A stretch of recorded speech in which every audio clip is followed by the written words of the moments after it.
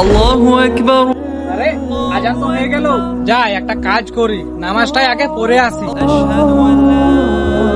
আরে ওই তো নামাজ পড়তে গেল, ধর সবটুকু খাতায় লিখে ফেলি।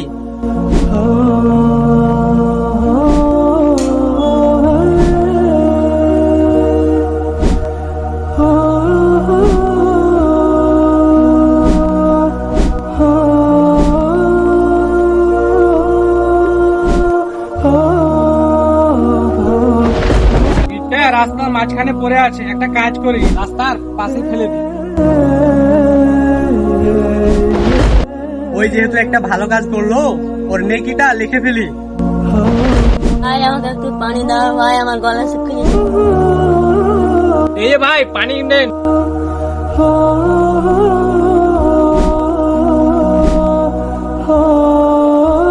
ওই যেহেতু আরেকটা ভালো কাজ করেছে, ওর সবটুকু লিখে নি।